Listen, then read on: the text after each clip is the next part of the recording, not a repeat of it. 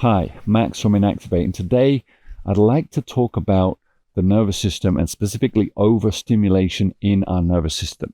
The sympathetic nervous system, which is the part of our nervous system that gets us going, that gives us energy, that kind of powers us up to do things, that system is chronically overstimulated for many of us. Why?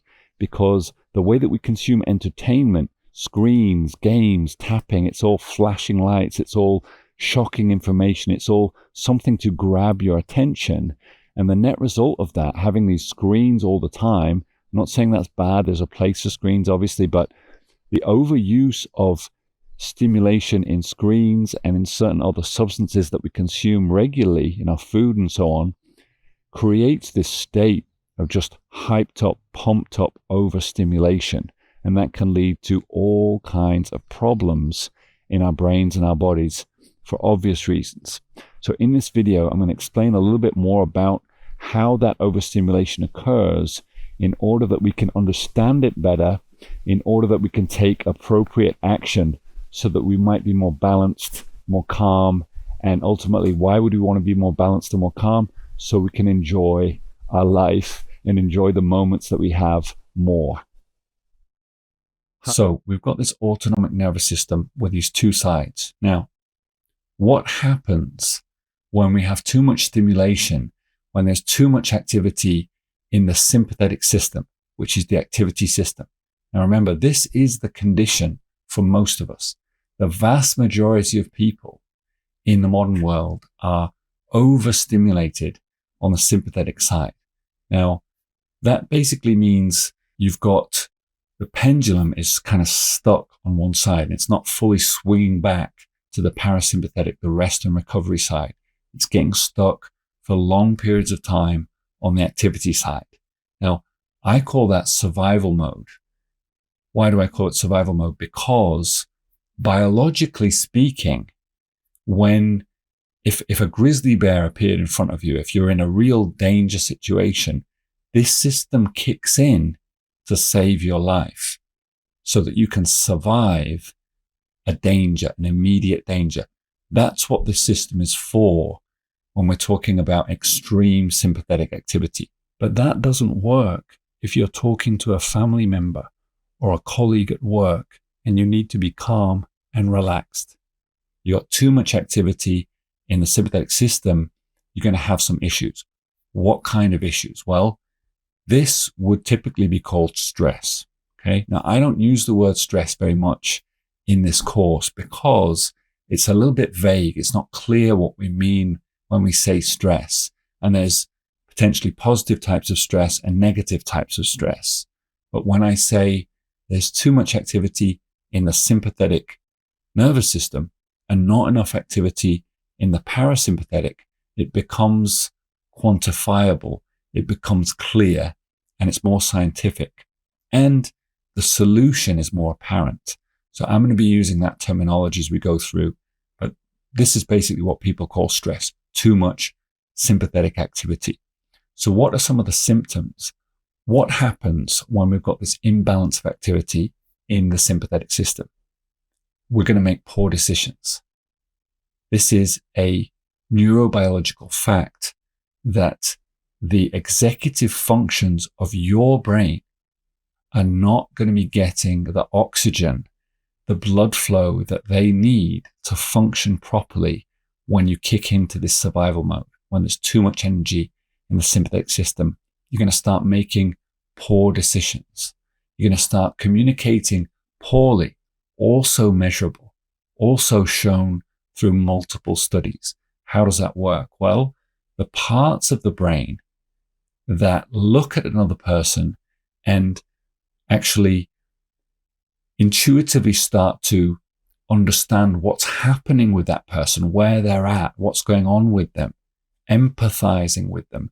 These parts of the brain also lose blood flow and stop functioning properly when we go into this survival mode. So it's no good for communication. Another symptom of overactive sympathetic system is poor sleep quality. So you're not going to be sleeping as deeply, which means you're not going to be getting the full rest and recovery that you need while you sleep, which means the next day you're not going to be performing optimally. Your brain is going to be functioning at its best because you're not going to be sleeping as deeply if there's too much sympathetic stimulation. As we go through this course, we're going to be learning and practicing how to stimulate parasympathetic activity. And one of the effects that you can expect to see as you do this, if you practice this, is better sleep, deeper sleep. Doesn't mean you're going to be sleeping longer. It means that the quality of the sleep, the amount of activity in the parasympathetic system as you sleep will go up, and you'll rest deeper, you'll recover more, and you'll have more energy and focus the next day. Burnout. So what is burnout? Unfortunately, it's become more and more common in our modern world, but basically burnout is the extreme of overactive sympathetic systems. So if you keep pushing and pushing on the activity side of the autonomic nervous system, basically you can't rest and recover enough to keep up with the expenditure of energy. And over time, you just get more and more and more out of balance. And if you push that too hard, the body just says, we can't deal with this. We're actually getting into a serious imbalance here that could threaten our entire existence. So we're just going to shut the whole system down, and you're going to rest and recover because we can't do this anymore. So that's really what burnout is the autonomic nervous system forcing that person to slow down and to stop being so active. But of course, what we want to do is recognize this issue way before we get to a burnout and create more balance between these two systems as we're working, so that we can work in a sustainable way, maintain our productivity, and maintain that balance between activity and rest and recovery. Last on this list, we've got premature aging.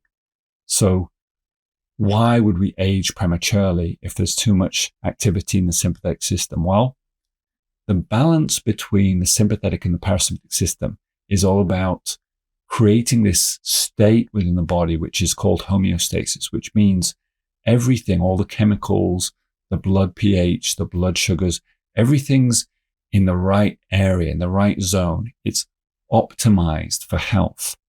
And when we get out of balance, when there's too much activity in the sympathetic system, and that's continued over time, all of these parameters within the body start to get a little bit off.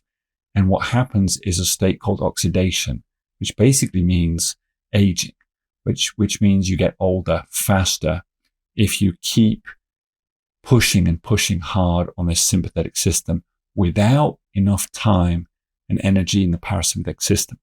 So balancing these two and balancing the energy between these two systems is also going to keep you healthier and younger for longer. If you've enjoyed this content and you'd like to watch more about the brain, the body, the breath, how we can access this human operating system using our breath and using other science-backed methods, subscribe to our channel. We'll be posting regular content about this kind of thing. A comment is welcome. A like is very welcome. And I'll see you in the next video. Thanks.